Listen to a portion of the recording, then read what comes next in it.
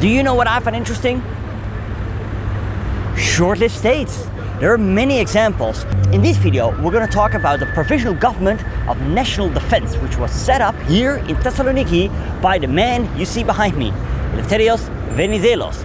But it did not replace the existing government in Athens.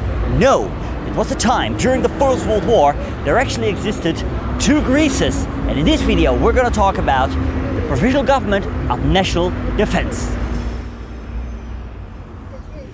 The story of the Provisional Government of National Defense is part of what we call in Greece the National Schism. And that was a very big division within modern Greek state. Where it came down to was the following. See, Greece had won two wars in a row. During the First and the Second Balkan War, Greece emerged victorious, and many hoped and believed in Greece that if another war would break out, which would be the First World War, Greece again would be victorious, like 3 victories in a row.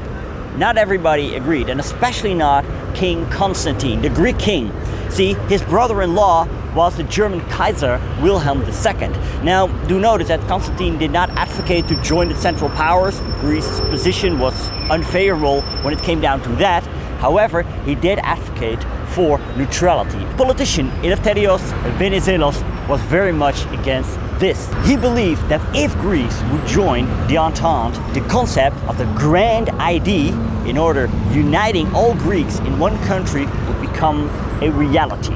In the book The Balkans by Misha Glenny, I read a quote of one Greek historian in 1940. For a century, the course of Greek politics was determined by the exigencies of foreign policy rather than by the correlation and clash of forces within the nation. The fact that the anti-monarchy movement originated in a conflict over foreign policy is a striking demonstration of the influence of influential factors and the protecting powers, the third party to the constitutional development of modern Greece. Bulgaria mobilized against Serbia in September 1915. Venizelos ordered a Greek counter-mobilization and requested the British and French to establish a base in Salonika, Thessaloniki.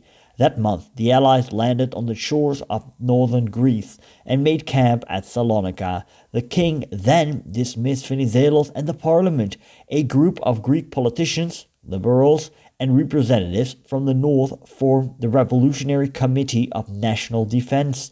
The Greek government in Athens wanted to maintain neutrality. However, in May 1916, they ceded Fort Rupel in the north to Bulgaria.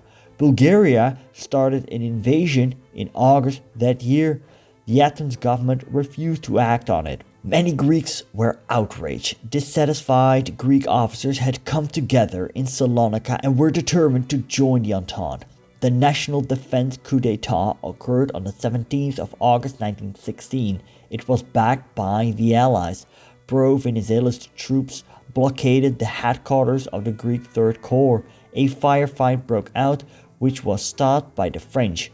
French commander Maurice urged that all Greek troops who remained loyalists would be disarmed and shipped south. Shortly after, Venizelos arrived in the city and effectively established a provisional government of national defense. I may be wrong on this one, but someone told me they planted a tree near the White Tower in honor to the new government. A British diplomat at that time noted. Not only has Mr. Venizelos' action put fresh spirit into its promoters here, Thessaloniki, but it has encouraged recruits to come forth from Macedonia, where, as I have already reported, very little enthusiasm had hitherto been manifested. The Committee of National Defense must now have at its disposal nearly 20,000 men. The Entente then blockaded royalist Greece. When the French threatened King Constantine to bomb Athens, he left the country, leaving his second son Alexander on the throne. In June 1917, Venizelos returned to Athens to reunite Greece as one state. On June 28, 1917, according to most Greek sources, Greece declared war on the Central Powers. Together with the so-called Army of the Orient, Greek forces would fight together with soldiers from France, Britain, Serbia, Russia and Italy on the Macedonian Front, also known as the Salonika Front. During the last month of 1917 and the early months of 1918, the Allies prepared a new offensive on this front. In May 1918, 3 Greek divisions took part in the Battle of Skra and proclaimed victory over the Bulgarians. The decisive battle was fought in September during the Vardar offensive, and after this, Bulgaria sued for peace.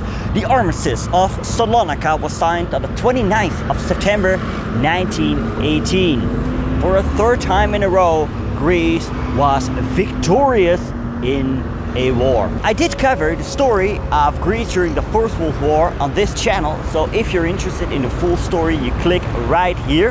Hey, and this was an episode that was part of the Short-Lived States series.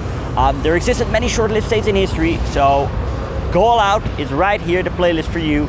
Subscribe if you haven't already. Like this video, and I want to thank you for watching, and best wishes from Thessaloniki in Greece.